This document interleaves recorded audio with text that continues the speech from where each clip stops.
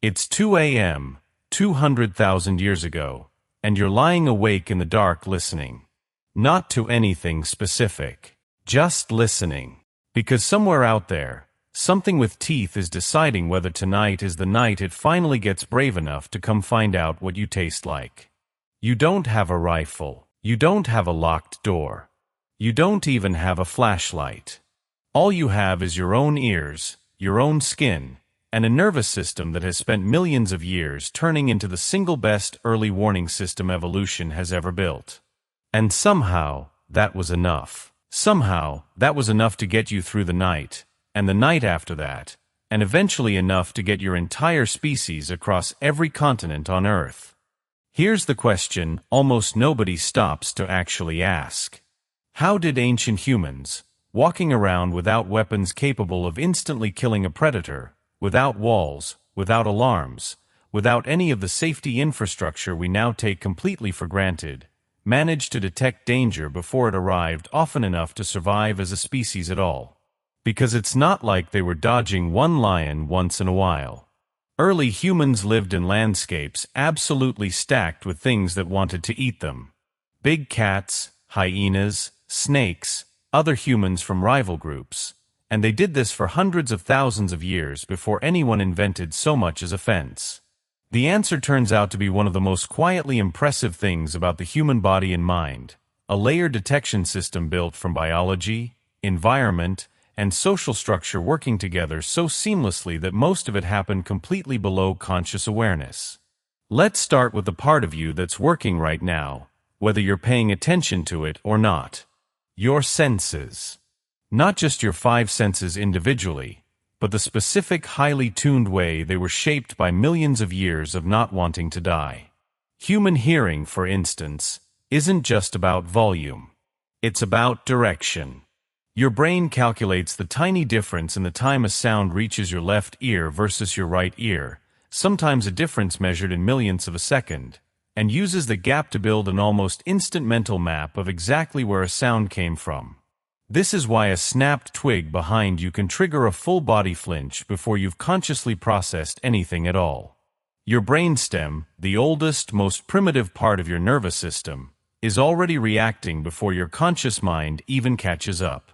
You don't decide to be afraid of a sudden noise behind you in the dark. Your body decides for you, milliseconds before you're even aware there was a decision to make. Peripheral vision worked the same way, tuned specifically for detecting motion rather than detail. You can test this yourself right now. Look straight ahead and notice how something moving at the very edge of your vision grabs your attention almost violently, even though you couldn't describe a single detail about what that object actually is. That's not a flaw in your eyesight. That's a feature, deliberately shaped by evolution, because in the world your ancestors lived in, a blurry shape moving fast at the edge of your vision was far more likely to be relevant to your survival than whatever was directly in front of you that you were already looking at on purpose. Interestingly, human eyes are also unusually good, compared to most other primates, at picking out a specific pattern of movement, the low, steady stalking gait of something hunting rather than something simply passing through. Researchers who study visual perception have found that people can distinguish biological motion, meaning the specific way a living predator moves versus the way a swaying branch or falling leaf moves, from surprisingly minimal visual information. Even a handful of moving dots arranged to mimic an animal's gait is enough for a human observer to instantly and correctly identify it as alive, and often as a specific type of threat, long before any conscious reasoning kicks in. Then there's smell, which modern humans have been trained by scented candles and air fresheners to think of as a minor decorative sense. It wasn't always that way. Human smell, while genuinely weaker than something like a wolf's, is still capable of detecting predator scent markers, decay, and even subtle changes in the air associated with approaching weather or fire, all of which mattered enormously when you were sleeping in the open with nothing between you and the world except maybe a thin layer of brush. Researchers studying scent perception have found that humans can detect the specific chemical signatures associated with fear and stress in other people's sweat, meaning our ancestors may have been picking up on danger signals radiating off each other without either person saying a single word. Somebody in your group got nervous, and everyone around them may have unconsciously started feeling nervous too, purely through smell, long before anyone said out loud that something felt wrong. This kind of chemical signaling, sometimes called alarm pheromone transmission in other mammals, may have given human groups a subtle collective mood shift that spread through a camp faster than any spoken warning ever could, priming everyone's nervous system to be slightly more alert without a single word being exchanged. There's a fourth sense worth mentioning here too, one people rarely think about in this context at all. Touch, or more specifically, the sensitivity of human skin to subtle changes in air movement and temperature. Fine hairs on human skin, though far less dense than the fur covering most other mammals, are still connected to nerve endings sensitive enough to detect a faint change in airflow, the kind of disturbance something moving nearby, even something relatively far away, might create. Combined with a genuinely excellent sensitivity to temperature shifts, this meant the human body itself was constantly, passively gathering environmental data, all of it feeding into the same underlying alertness system without requiring any conscious attention at all. But sensing danger with your own body is only step one, and honestly, it's the least efficient part of the entire system. The real innovation, the thing that actually turned humans into something genuinely difficult to sneak up on, was combining individual senses into a shared collective alarm system. This is where things get genuinely clever. A group of humans sleeping together doesn't just add up individual awareness in a simple linear way. It multiplies it. If you have 20 people in a group and each person spends part of the night in a lighter, more easily woken stage of sleep, purely by biological chance, then at almost any given moment throughout the night, statistically speaking, somebody in that group is going to be close enough to full alertness to notice something the rest of the group would have completely missed. Researchers studying modern hunter-gatherer sleep patterns have found genuinely fascinating evidence for exactly this. Sleep timing within these groups isn't synchronized the way most modern households sleep. It's staggered, almost as if the group unconsciously spreads its collective vulnerability out across the entire night, ensuring there's rarely a moment when literally everyone is in a deep enough sleep stage to miss an approaching threat entirely.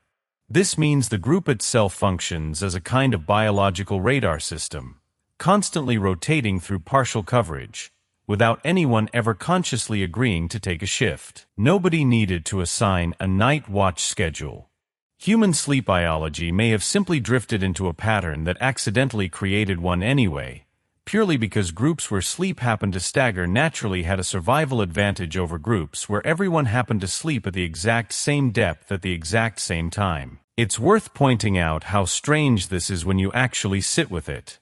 Something as personal and involuntary as when you drift into deep sleep may have been shaped, across countless generations, by whether your ancestors' sleep timing happened to overlap dangerously with everyone else's in their group. The people whose internal clocks ran slightly differently from the group average, purely by chance, may have inadvertently been performing a life-saving function nobody consciously assigned them. And once one person in the group did notice something, human communication turned that single moment of alertness into instant collective awareness, faster than almost any other system available at the time.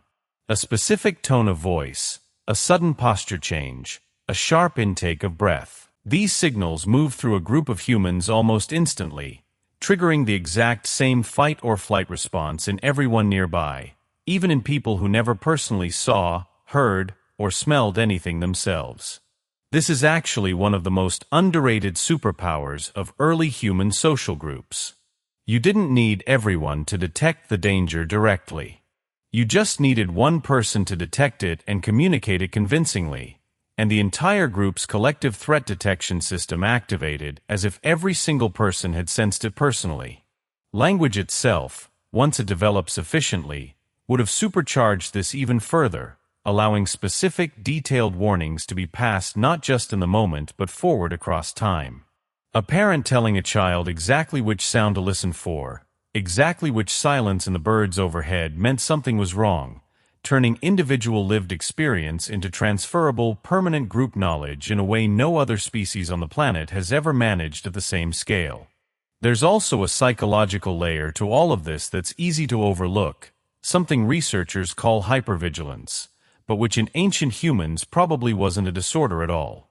It was simply the correct, appropriately calibrated baseline for the world they lived in.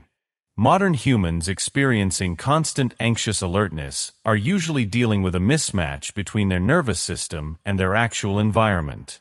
But ancient humans lived in an environment where genuine, immediate physical threats really were common enough that a baseline level of tension and scanning behavior was, in a very real sense, simply accurate risk assessment rather than an overreaction. It's a genuinely interesting thought experiment to consider that many of the anxious traits modern humans sometimes pathologize in ourselves today, the racing heart at a sudden noise, the reluctance to walk somewhere unfamiliar and poorly lit, the discomfort of having your back turned to an open space, may simply be this exact same ancient calibration, still running quietly in the background of a body that now lives in a radically safer world than the one that built it. This shows up clearly in how ancient humans structured their camps and sleeping arrangements. Fire, for instance, wasn't just for warmth or cooking. It was quite possibly one of the single most effective danger detection and danger deterrence tools ever developed, because it did double duty. It illuminated the immediate area enough that a predator trying to approach unseen had to work considerably harder to stay hidden, and simultaneously, most large predators have an instinctive aversion to fire itself, keeping a meaningful distance from flame even when genuinely hungry. Camps were also frequently positioned with specific geographic features in mind. High ground for improved sight lines. Proximity to water balanced carefully against the fact that water sources also attracted predators looking for their own prey. Natural barriers like cliffs or dense thorny vegetation positioned to block or at least seriously slow an approach from one specific direction, effectively reducing the number of directions the group actually needed to watch at any given time. Some researchers studying the placement of ancient campsites have noted a consistent preference for locations offering a wide, unobstructed view in at least one direction while backing onto some kind of natural barrier in another, essentially recreating, purely through practical trial and error across generations, exactly the kind of defensible position a modern military strategist might deliberately choose today. Even more subtly, ancient humans appear to have developed genuinely sophisticated pattern recognition for what researchers sometimes call the landscape of fear, a term originally used to describe how prey animals behave differently in areas where predators are more likely to be present. Humans almost certainly did this too, learning and passing down detailed knowledge about which specific ravines, water crossings, or dense thickets were statistically more dangerous based on nothing more than generations of accumulated near misses and losses. This wasn't written down anywhere. It existed as oral tradition, as gut instinct passed from parent to child, as the specific uneasy feeling a hunter might get walking past a particular rock formation without being able to fully articulate why, purely because their grandparents had once told a story about something bad happening near that exact spot. In a very real sense, entire landscapes carried invisible, inherited warning labels, maps of danger layered directly onto physical geography and passed down not through any written record but through feeling, story, and the simple accumulated weight of what happened to the people who came before you in that exact place. Animal behavior itself became another crucial layer of the detection system. Birds suddenly going silent or taking flight all at once. Certain alarm calls specific to particular predator types, which some researchers believe various prey species, and possibly early humans themselves, learned to at least partially interpret over time. A sudden change in the behavior of grazing animals nearby, shifting from calm feeding to tense, alert stillness.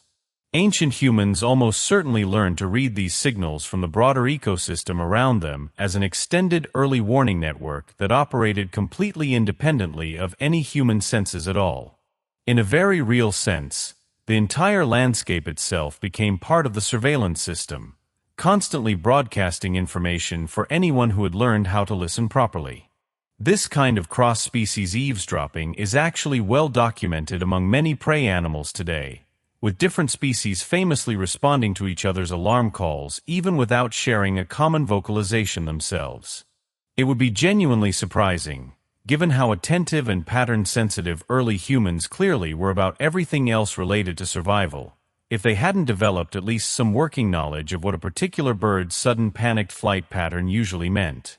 And then there's the sheer power of accumulated experiential knowledge itself, built and refined across countless individual lifetimes. Ancient humans developed an intimate, deeply granular understanding of animal tracks, distinguishing between a fresh print and an old one, correctly estimating an animal's size, speed, and direction of travel from nothing more than an impression left in soft ground. They learned to recognize specific droppings, distinctive claw marks left on trees, characteristic damage patterns left on vegetation, all of it functioning as a kind of environmental forensic system that could tell you a genuinely dangerous predator had passed through recently, sometimes hours or even days before you might otherwise have encountered it directly.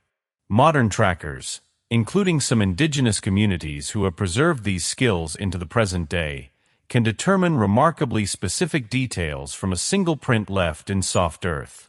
Not just what animal made it, but roughly how long ago, how fast it was moving, whether it was healthy or injured, and even, in some documented cases, whether the animal seemed to be actively hunting or simply passing through the area.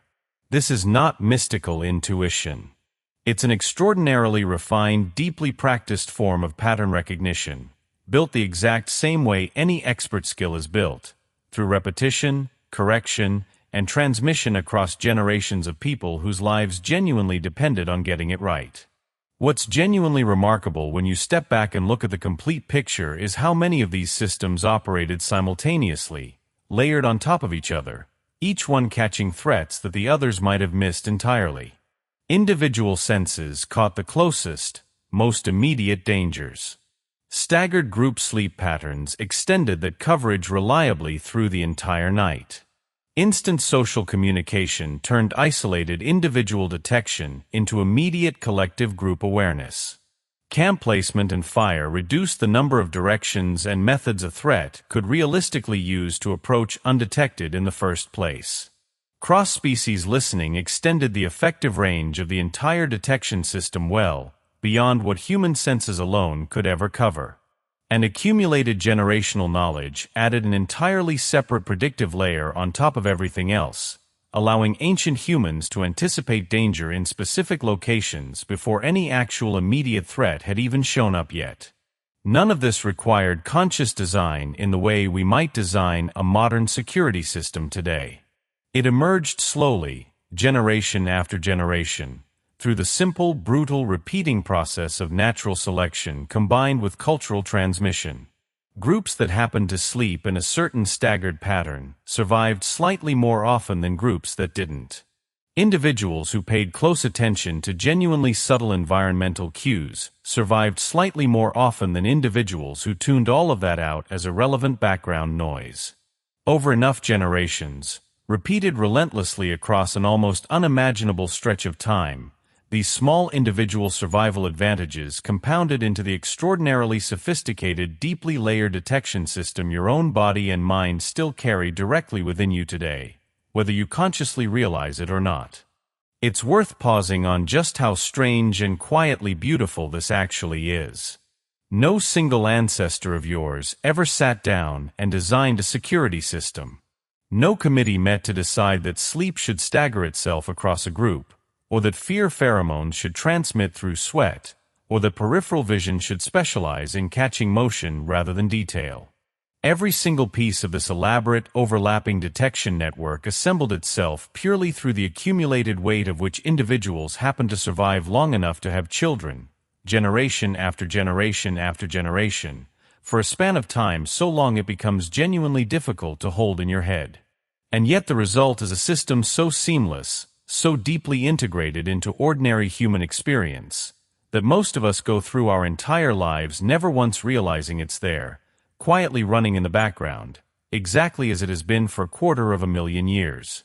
So the next time you're walking alone somewhere quiet and dark, and the hair on the back of your neck suddenly stands up for what feels like absolutely no clear reason at all, that's not some random glitch in your biology, and it's certainly not nothing. That's 200,000 years of accumulated ancestral pattern recognition, quietly doing exactly the job it was originally built to do. You may not consciously know what specifically triggered it, but somewhere deep in your nervous system, something absolutely did notice. And it's still working right now, exactly the way it worked for every single one of your ancestors standing between you and the vast, unbroken chain of survival that eventually produced you.